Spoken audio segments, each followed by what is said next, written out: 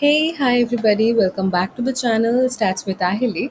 I'm so glad you're here. So, today we are diving into something that actually sounds super scary, that is fitting of binomial distribution as you can see in the screen. But I promise you, by the end of this video, it's going to feel completely natural. Like, we're basically going to learn how to predict outcomes of experiments using this beautiful formula, which we will going to learn. Okay, this is a fitting of binomial. Today we are going to binomial distribution. Next day we will cover the Poisson distribution. All right, so what are we going to cover in today's class? It is first the recurrence relation for binomial probabilities. Next is how to estimate parameters from the data given, and third is we're going to do full example, okay, on a numerical, a full step by step coin toss example. Okay, and next is how to find the expected frequencies. So yes, grab your notebook and let's get into it. But before that, I want to show you the interactive slides which I made, and basically that is for the reference of your notes. All right, so let me show you what is there in this slide, so you can, when you open this next time when I'm not here, so you can understand that what does these slides mean. See, the first slide basically is telling you what is fitting of binomial distribution, like what are we going to learn here. There are three core concepts, one key formula, and the probability example which I will use today in the class. See, what is fitting or distribution? Here you have the definition, and here you can understand what you need to do. After observing the data, you need to estimate it, then you need to fit into a theoretical model, and then the next step of yours will be comparing. Like, do observed data, compare with the expected match, then you can understand if it is a good fitting or not. Okay, like here is an analogy which I will discuss in the class later on, and here is the recurrence relation which we are going to learn today. Okay, so this relation is basically we gonna get with the ratio of p of probability of x plus 1 divided by probability of x, and we're gonna get something like this. Okay, with recurrence, and without recurrence, this is basically the PMF of binomial distribution, right? Which is n chooses x, p to the power x into q to the power n minus x. And here basically, here in the recurrence relation, we're going to understand that even if we get one value like p of 0, then we can estimate the p of 1, p of 2, and like that, and so on. So basically this is a chain reaction. All right, now coming to the next part, which is deriving the recurrence relation. Like, how are we getting this recurrence relation? From that PMF only. Okay, after doing the derivation, you can see that we can get the next probability by n minus x by x plus 1 into p by q into p of x. Okay, if we know the value of p of x, then we can find the answer for p of x plus 1. All right, next, coming to what are the steps to fit in a binomial distribution. There are, here we can see that there are three steps, and this is the problem which we are going to solve in our class. And next is, this is just a solution where we are estimating the p and q. Here we already know that there are two parameters of binomial distribution, right? This is n and p, and here basically in this type of questions we gonna have the value of n. Okay, so we just need to estimate the value of p, and if we know the value of p, then we can already automatically find the value of q, right? So this is it. And next is now findings p of 0. That is what I said, right? That is the starting point. If you know p of 0, and if you put that p that x equals to 0 here, then you will get that p then we will get only q to the power n. Okay, and by this you can also estimate the next values, right? P of 1, 2, 3, 4, 5, 6, and 7. Now here in this slide, this is very important, and this is actually something very interesting to see. Okay, if you slide to each of the step, like x equals to 1 here, then you can see what is the probability, right? And next is, if you are seeing for x equals to 2, then you can see this is p of 2. Then if you drag it further, p of 3, this is p of 3. Then you can already get p of 4 from here. That is why these two bars are marked, and here you can see p of 4 and p of 5, and like this you can go till p of 6. And then if you know the value of p of 6, then you can automatically find the value of p of 7 by the recurrence relation. So no need to find p of 7 also. Okay, so next, coming to here we are going to write the all the probabilities which we found and then the expected frequencies, and next we are going to match with the observed and the expected results. Okay, and if we see that if this is a match, see for the first value only, for the observed frequency it is 7 and the expected frequency it is 1. Is it a match? No. But for the next one, see here observed frequency is 6 and expected frequency is 7. This is almost similar, so this is a match. So basically all of the rest probability, all of the rest frequencies are a match, so we can say that it is a good fit and this is a fair coin.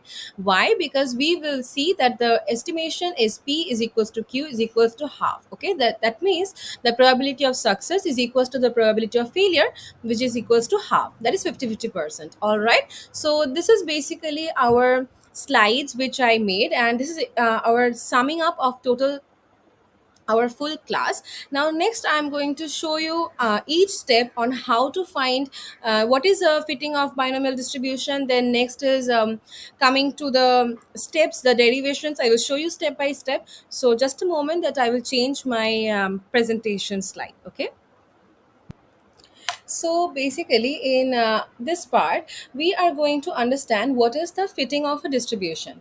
Now, before we start with the formula, I want to ask you something very simple. Okay, like this is our example only for today's class. Like imagine you have got seven coins. Okay, now you toss the 7 coins 128 times. There are 7 coins, and you toss it 128 times. All right, now each time you note how many heads appear. Okay, after you're done you have actual the real observed data, like actual counts of how many times you got 0 heads, 1 head, 2 heads, or all 7 heads, like, and so on, right? So now this binomial distribution is basically a theoretical model. Now what does this binomial distribution say us? It says that if the experiment follows certain rules, here is the how the outcome should be distributed, right? So fitting a distribution basically means we take the real data, we take the real data, right? First we take the real data, then we estimate the parameters like p. What is p? P is the probability of success, probability of success. All right, and next we calculate what the theoretical frequency should look like. We calculate what the frequency, like the theoretical frequencies, basically theoretical frequencies should look like. And next is what we compare, like if they are match or not. Okay, next step, the last step is we compare, like if they matches then it is a good fitting, if it is not then we will say that it is not a good fitting. All right, now you can think of this as a simple analogy, that is like think of it like trying on a dress. If like you're checking if the binomial fits your data or not. All right, so this is basically that simple. Now we will come to the recurrence relation of the probabilities. Now, basically, what is a recurrence relation? So, normally to find this, now we are going to talk about recurrence relation, right? Recurrence relation. Now, see, normally to find the PMF probability of capital X equals to small x, what is our formula? That is our PMS formula is what? That is n chooses x, p to the power x, q to the power n minus x. All right, now this works for this this works fine for the small values. Okay, but computing factorials again and again, that is very tedious. That is when the recurrence relation comes in. It is basically a shortcut. Like once you know this p of x, once you know this p of x, then you can directly find p of x plus 1, what I was showing in the slide also, right? That is very easily also. Now next I'm going to show you what how to derive this recurrence relation. Okay, now that ratio will be what? P of x plus 1 by p of x, and then we will substitute this x with x plus 1 in the numerator, and in the denominator it will be the same because we are going to talk about the x only, right? Just a moment. Yes. So what I was showing is that the derivation, right? So let me show you. What we're going to do is p of x plus 1 by p of x. Then this formula, in this formula only, we will just change the value of x to x plus 1 because that is what we need here, right? So let me write it. N chooses x plus 1 into p to the power x plus 1 into q to the power n minus x plus 1 divided by this p of x. This is the same formula as the PMF, right? So let me write it. N chooses x, p to the power x, q to the power n minus x. Now we know the combination terms, right? Like how to expand the combination. So that is what we do to further simplify this ratio. Okay, so let me simplify this. What this will be: n factorial divided by x plus 1 factorial into n minus x plus 1, n minus x plus 1, right? So this can be written directly as n minus x minus 1. So let me write it: n minus x minus 1 factorial, all right, into p to the power x plus 1 into q to the power, again, n minus x minus 1, right? N minus x minus 1 whole divided by, okay, so let's come to the next page, but this is the same thing. Okay, n chooses n factorial divided by x factorial into n minus x factorial into p to the power x into q to the power n minus x. All right, now here you need to just divide it, and as you can see that I can directly write it like this. Just a moment, let's use a different color. So n factorial and n factorial here gets cancelled, right? So if you just do the division, then what you're gonna say, what you're gonna write: x factorial into n minus x factorial, like this is coming up, divided by this one, x plus 1 factorial. X plus 1 factorial can be written also like x, like we want to again cancel the x factorial in the numerator and the denominator, right? So x plus 1 factorial can also be written as x plus 1 into x factorial, right? So we will write that. Let us write like this: x plus 1 into x factorial and again n minus x minus 1 factorial into, here see, p of x plus 1 divided by p of x. Suppose p x is 6, then here what is basically I'm trying to say, p of 6 plus 1, which is 7, by p of 6. So basically if you cancel out you will only be getting p, right? So that is what I'm saying here, and same way likewise you're gonna cancel the x part, so you're gonna left with 1 by q. Okay, in the denominator we're gonna be left with a q. So here you can directly write, do not write this part, this was just for explanation. So this is p by q. All right, now see here I can cancel this x factorial, and then what are we left with? Okay, next is n minus x, and again we can cancel this part, right? How to do that? Let me show you. In this n minus x factorial, we can write it like this: n minus x into n minus x minus 1 factorial, right? Okay, so let me write that: n minus x minus 1 factorial divided by x plus 1 into n minus x minus 1 factorial into p by q. Now here you can see that this n minus x minus 1 factorial is getting cancelled. So what are we left with now? We are left with n minus x by x plus 1 into p by q. So what is all this? All this is p of x plus 1 by p of x, right? So here you can write, which is basically p of x plus 1 by p of x is equals to n minus x by x plus 1 into p by q. Now if I want the probability of the next part, which is x plus 1 from x, then we can directly write it, like simplify further and write it like this: p of x plus 1 is basically n minus x divided by x plus 1 into p by q into p of x. Now if I know the value of p of x, then I can directly write I can directly get the value of p of x plus 1.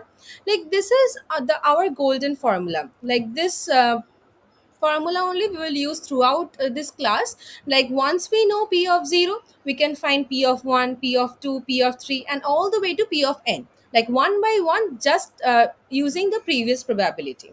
Now basically that is what I was saying about the chain reaction. Like each link depends on the one before it, right? Now next is the steps for fitting a binomial distribution. All right.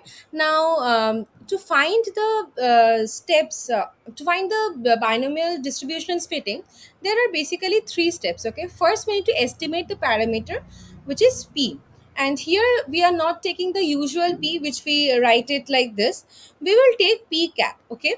Like basically here what I said was that in the slide also I was showing that the binomial distribution has two parameters, right? One parameter is n, which is the number of trials, and p is the probability of success. N is usually known for the from the experiment only, but p needs to be estimated from the sample data. And we know that for a binomial distribution, the mean is what? Mean is x equals to, here x bar equals to mean of binomial okay, let me write it properly. Steps for fitting binomial distribution. Okay, so the first step is what I was saying, that estimating the parameter, right? So let me say the unknown parameters for binomial distribution are estimated for the sample data. So let me write it here. X bar is equals to n into p cap, because this p cap is what we need to find. Okay, that is our estimation. Here see, we already know the mean of binomial distribution is n into p, right? So that is what I am writing here. So from here we can directly say that p cap is equals to x bar by n. So here we have estimated the p cap, okay, which is the probability of success. What is now step number 2? Now see, step number 2 is that we're gonna use the recurrence relation. How? Using the recurrence relation, we can find out the corresponding higher probability, higher order probabilities, right? So the only probability we need to calculate is p of 0. Now if we put p of 0 in that PMF, what we gonna get? N chooses 0, p to the power 0, q to the power n minus 0. Now n chooses 0 is what? 1. P of 0 is what? 1. And q to the power n minus 0 is q to the power n only, right? So we will get q to the power n. So from here we can get that p of 0 is basically q to the power n, and that is the only thing which we need for our probabilities. For all the subsequent probabilities, we will use the recurrence relation, like p of x plus 1 is equals to that formula which we have derived, that is n minus x by x plus 1 into p by q into p of x. All right, and here we already know how to find p of 0. Okay, so now coming to the third and final step of fitting of binomial distribution. All right, so what is the third step? Third step is basically calculating the expected frequencies. Like once we have all the probabilities, the expected frequency for each value will be, like here is a formula. E is equals to n into p of x.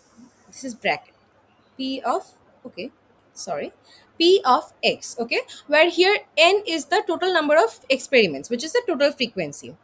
N is the total frequency or total number of experiments, whatever you say. Now see, there is an intuition. If you check p of 0, which is equals to q to the power n, means every single one of the n trials was a failure.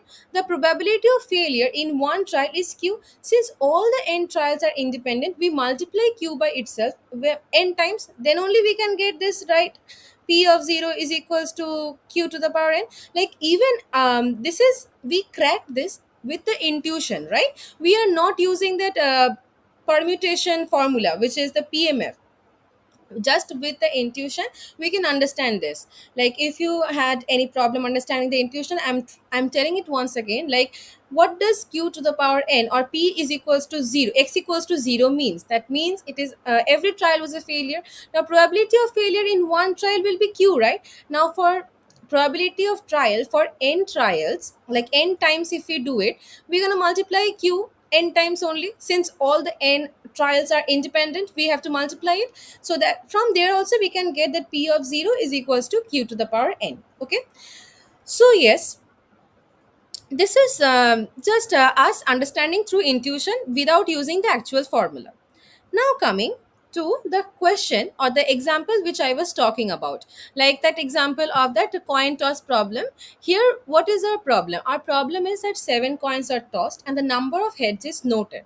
The experiment is repeated 128 times.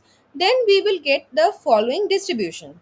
So, let me write what is the distribution. This is the question, like seven coins are tossed and number of heads are noted. The experiment is repeated. Experiment is repeated 128 times. And then we get the following distribution. And the following distribution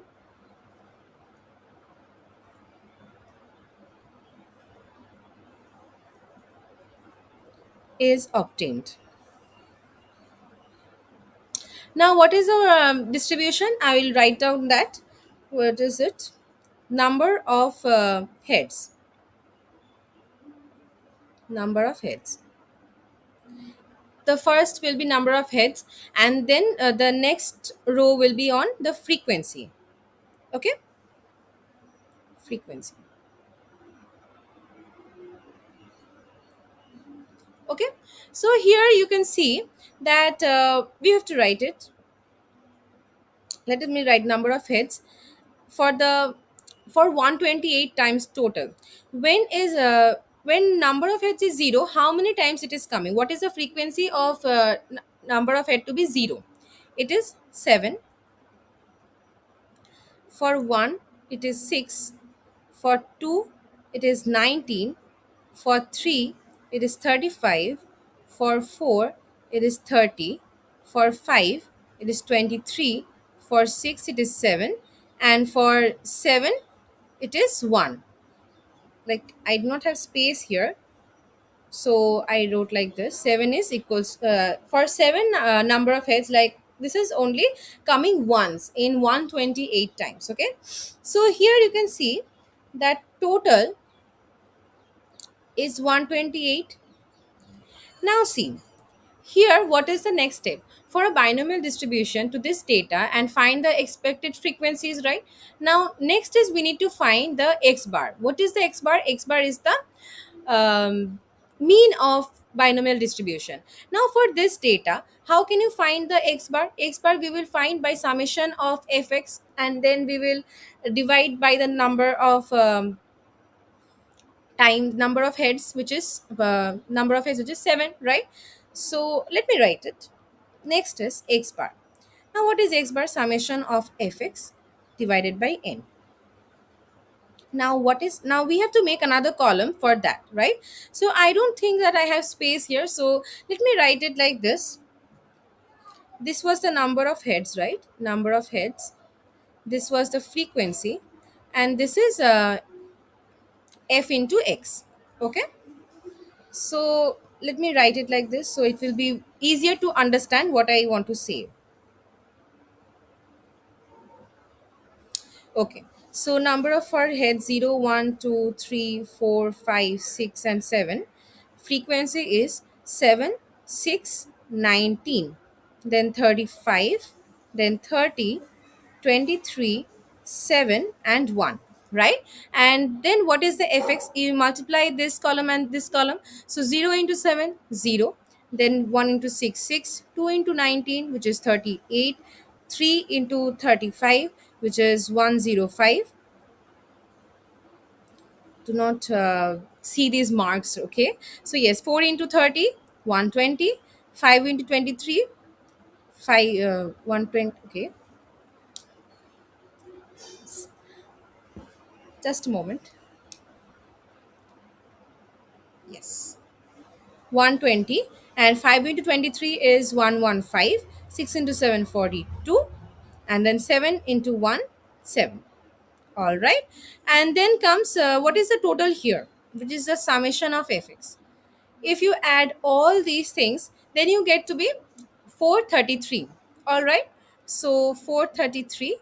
And what is the summation of the frequency, which is 128, right? So this is what we get. Like here we can see that if we see the x bar is what? Yes, so what I was saying is x bar is what? Summation of fx by n. What is n? N is the total number of frequency, right? So summation of fx is 433 divided by summation of f, which is equals to 128. So basically 433 by 128 approximates to 3.383. So what is the thing which we get here? Like what is the conclusion which we get from here? This basically says that on average about 3 heads appear per toss of 7 coins. When we are tossing 7 coins per toss, then we are expecting that there are at least 3 heads. All right, so what is the next step? Next step is to find p hat and p cap and q cap, right? So let me write it. That is estimation of that probabilities, right? So next step, therefore p cap is equals to x bar. I'm having some trouble with the pen, so wait a minute.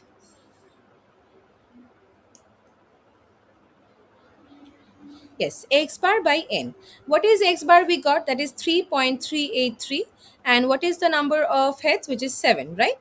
So this is coming to be 0.483, which basically approximates to 1 by 2. Okay. So from here we can directly say that q cap is also equals to 1 by 2. Why? Because it is 1 minus p cap is equals to 1 minus 1 by 2, which is again 1 by 2. So since p is equals to q, like p is approximating to q, which is again approximating to 1 by 2, this makes perfect sense for a fair coin, right? Like this confirms our data is consistent with a fair coin toss experiment. So basically that is our conclusion from this step, right? And then we will use the recurrence relation. That was our third step. All right, so coming to that, now from here we are going to calculate this rigorously for like 7 values we need to find, right? And please keep a calculator handy with you, because since I know the values I will write it, but in your home just try to do this in your calculator. Okay, so yes, next coming, we need to find first the probability of 0, right? Then we can find probability of 1, and like that we can continue with the probabilities, and we can find the last one, which is probability of 7, right? So first is p of 0. Therefore you write p of 0 is equals to what was the relation we got, but that is for p of 0 it is basically q to the power n, right? Q to the power n. When what is q here? Q is 1 by 2, so let me write 1 by 2 to the power 7. This basically is 0.0078125. And what is the expected frequency for this? Expected is e to the power e0 is equals to n into p of 0. And what is n here? N is 128, right? Like that is a total number of frequency. 128 into, we have to multiply this probability, that is 0. Now see, 0.0078125 is basically 1 by 128. So we can directly write that E0 is 1. Okay. So now coming to the next part, like how to find P of 1 from here. Therefore, P of 1 can be written as P of 0 plus 1, like x plus 1 we can write like this is P of x and this is P of x plus 1. Into, we have to write something also. This is like this can be written like this, right? So if we write p x equals to 1, then we can write here 0 plus 1. So basically that is what I'm saying here, and we can apply the recurrence relation formula, right? So here see, what I was showing is that This was true, p of x equals to p of x plus 1, because here x equals to 0 here first, and here we need to find the probability of 1. So next we can write it like this, that is equals to, okay, just a minute. Yes, is equals to n minus x by x plus 1 into p by q into p of x. All right. Now see here, p by q is basically what? 1 by 1, 1 by 2 divided by 1 by 2. So this is basically 1, right? So next we just need to find what is n here. N is 7. And what is x here? X is 0, right? Here we were taking x to be 0, x plus 1, and this is p of x. Like we want to find p of x. From p of x we have to find p of x plus 1, right? So basically here x is 0. So next coming, n minus x is 0, so 7 minus 0, and then 0 plus 1 is 1. So basically you can write 7 only here. 7 into, and what is p of x? P of x was here p of 0, which is coming to be 0.0078125. That is what you need to write here, into, or you can write 1 by 128 simply, and further a calculation will be easier, right? So here you will write 0, this will be 0.0546. Then what will be the expected value? E of 1 will be 128, which is the n into p of x, right? So here n into p of 1, and we already got what is the value of p of 1. P of 1's value is 0.0546, so that is 128 into 0.0546, which is equals to 7. Okay, now next we're gonna find what is p of 2. P of 2 can be written as p of 1 plus 1, which is basically this is basically what? P of x plus 1. Here what is x? It is 1, and you are adding what? 1, right? So p of x plus 1 can be written like this also. So here our x is basically 1. That is what I'm trying to show here, like relating with the recurrence relation, right? So here you can write it here, as you can identify x equals to 1, then you can write 7 minus 1. Yes, 7 minus 1 divided by, here it is what? 1 minus, this is what? X minus 1, right? So what is that? X plus 1. So what is x here? 1, and then plus 1, that is 2, into p of 1, because we are not writing that p by q again and again, because you know you can already understand that p by q is equals to 1 only. So here this is basically 6 by 2 into p of 1. Now what is p of 1? It is 0.0546. 0.0546. This is basically what? Is equals to 3 into 0.0546, which is equals to 0.1638. Now from here we can find the e of 2. E of 2 is what? N into p of 2. Now n is what? 128, that is a total frequency. 128 into 0.1638, which is equals to 20.9664. All right. So this is the e of 2. Now like this you are going to find all the values, right? So let me write it all the values. For one question I'm showing you, and in homework you can solve these kind of questions on your own. Okay. So yes, what will be p of 3? P of 3 is p, it can be written as p of, oh I'm sorry,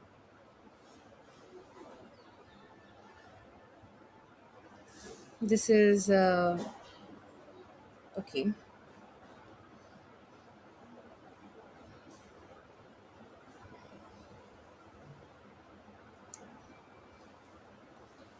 the board went away. Is this visible now? Okay. So what is p of 3? P of 3 can be written as p of 2 plus 1, right? Here what is our x? X is equals to 2 here. Now next, then we can understand it very nicely. Then p of 3 will be what? Is equals to 7 minus 2, and 2 plus 1 into p of 2. So what is this? Basically 7 minus 2 is 5. 5 by 3 into what is p of 2? P of 2, which we got 0.1638, right? So it will be 0.1638, which is equals to 0.273. All right. Now, next coming to what is the expected value? E of 3 is equals to n into P of 3. What is n? N is 128. And what is P of 3? It is what we got right now, 0.273. So 0.273, which is equals to 34.944. Now see, here the expected values are like, expected frequencies are like 34.944, like here zero point 0.9. You can also approximate it to be 35 also, that will be way easier. For this also we were getting 20.9664, so this can be approximated to 21. Like this will be easier to calculate the summation of the column of the expected frequencies, right? So so that we can match it with the observed frequency. Now, okay, coming to probability of 4. Now P of 4 is equals to, can be written as P of 3 plus 1. Here what is our x? X is 3. So it will be 7 minus 3 by 3 plus 1 into P of 3. What is 7 minus 3? It is 4. 3 plus 1 is also 4. Then what is P of 3? P of 3 is 0.273. So it will be 0.273. So basically, this answer is 0.273 because 4 by 4 is getting cancelled, right? So we are getting the value of P of 4. Now we want to have the value of E4, which is the expected frequency of pro, expected value. So expected value is equals to n into P of 4. What is n? N is 128 and P of 4 is 0.273. So this is basically coming to be 34.944, which can be again approximated to 35 for better, easier calculation. Okay, now coming to probability of 5. Now for P of 5, we can write this to be P of 4 plus 1 from the previous frequency. So what is our x here? X is equals to 4. Then we can directly write 7 minus 4, 7 minus 4 by 4 plus 1 into P of 4. So what is 7 minus 4? It is 3. 4 plus 1, it is 5 into 0.273, because that is what our probability of 4 was. You can see here, right? So now 3 by 5 into 0.273 is what? 0.1638. Now this you will use it for E of 5, the expected value, which is n into P of 5. N is 128 into 0.1638, which is coming to be 20.9664, which is approximating to 21. Okay, now coming to P of 6. P of 6. Now, how can you write P of 6? By this, you can build your intuition, right? P of 6 can be written as P of 5 plus 1. So, P of 5 plus 1 is equals to, we can write here what is our x? X is equals to 5. Then 7 minus 5 by 5 plus 1 into P of 5, which is 2 by 6 into 0.1638. Here, that was our value, right? Here, see, for P of 5, what was the value? 0.1638. So here you can write 1 by 3 into 0.1638 is basically approximating to 0.0546. And next you need to find the expected value of 6. So E of 6 is equals to n into P of 6, which is basically 128 into 0.0546, which is which is basically, not approximate, first write the actual value, then write the approximation. Okay, which is 6.9888, which can be approximated to 7. All right, and next, that is the last value, which is the P of 7. P of 7 can be written as P of x plus 6 plus 1. Here x is 6, so we will write 7 minus 6 by 6 plus 1 into P of 6. Here it is 1 by 7 into P of 6 is what? 0.0546. So we will write that 0.0546 is equals to 0.0078. Okay, and from here we can find the expected value of 7, which is n into P of 7, which is equals to 128 into 0.0078, which is equals to 0.9984, which can be approximated to 1.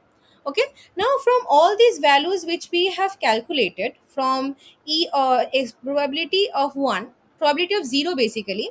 So from here we have to make a table now. Now what does this table will consist? This table will consist the observed frequency and the expected frequency, and from these two columns we will compare them. After comparing we will see if it is a good fitting or not. Okay, so here our x is equals to what? The number of heads, that is our random variable is number of heads, right? So let me write the for the table. X is 0, 1, 2, 3, 4, 5, 6, and 7. All right, and then we will write the observed frequency. This is looking so bad. Let me draw a nice line. Yes, so yes, for x equals to, now we will write the observed frequencies. Observed frequencies. Now what were our observed frequencies? You can match it from the above question you already have, like turn the page over and write it, which is 7, 16, 6, then 19, then 35, then 30, then 23, 7, and 1. And here our total is what? 128.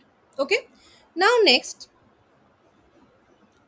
we will write our expected frequencies which we got, the values which we calculated, right? So what is that?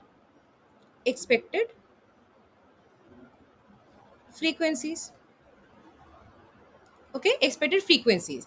Here what we got? 1, then 7, then 21, then 35, then again 35, then 21, then 7, then 1. Now if you add up all these values, then you will see that all the summation is again 128, even for this, even for this. So here we can understand that this is basically a good fitting because the frequency matches, right? Now this expected frequency is closely a match with the observed frequency, as you can see here, except for the first one. Like here you can see that this is basically similar, this is also, and all these values are basically similar, but the first value is for the observed frequency it is 7 and the expected frequency it is 1. That is a huge gap, but we won't mind it because the rest of the values are similar. So this tells us that the binomial distribution is a good fit for this data. Now this basically means that which we are trying to find that which distribution is a good fit for this kind of data. For this coin tossing example, we already know that this for these kind of examples we use the binomial data. Now if you try, when I'm going to show you the Poisson distribution, the fitting for Poisson distribution, then you can see from there that if you use a Poisson distributions fitting in this example, then it won't be a good fit. Then you can see that, then you can tell that the Poisson distribution is not a good fit for this data. So basically that is what we are trying to understand in the real life examples, when we have the observed frequency and then we find the expected frequency, and then we see which kind of distribution does the data fits. Okay, so now that is all for today's session. Basically just write here, this is a good fit, and we have correctly identified that this should be, that this example needs a binomial distribution only. Now what did we learn today? First thing is that the recurrence relation, which is p of x plus 1 is equals to n minus x by x plus 1 into p by q into p of x. This saves us from the computing factorials each time. And next is, to fit a binomial distribution, we first estimate the probability of success, which is p cap, by the mean of the formula, mean of the binomial distribution. Now what is the mean of the binomial distribution? It is x bar is equals to n into p cap, because here we are trying to find the p cap, right? Then from there we can imply, then from there we can imply that p cap is equals to x bar by n from the sample data. Now next, what is the third step, which is we only directly calculate p of 0, which is q to the power n, then all of the probabilities will follow from the recurrence relation. And next is, we need to find, after finding the probability, the next step only it is to find the expected frequency. Now how to find expected frequency? It is capital N into p of x. What is capital N? It is basically the total frequency. Now if these match the observed frequencies, the binomial will be a good fit. Okay, now in this example we have seen that p is equals to q is equals to half, right? Then here we can say that the distribution is symmetric, and we saw this clearly in our coin toss example, right? That the distribution is symmetric and that it is a fair coin. And basically that is a wrap for today's video, and we went from the reconciliation derivation all the way to fitting binomial distribution to real data. That is, we had an observed frequency and we expected that these should be the frequencies. Like, how cool is that? Like, we can do these expectations, we can understand that, we can do these probabilities, that what is the expected value without actually knowing the observed data, right? So this is very cool. And yes, of course, if you have any doubt regarding these concepts or anything in statistics up till we learned, like, you can write it in the comment section. I read every single one that you already know. And if you find this video helpful, please like this video and share with a classmate who needs it. And because it like means the world to me. So yeah, don't forget to subscribe and hit the bell icon so that you never miss a new video. And yes, until next time, stay curious, stay confident, and always remember that statistics is not scary when you understand it step by step, right? So in this video only we understood everything step by step. So yes, bye bye, see you in the next video. Take care, tada.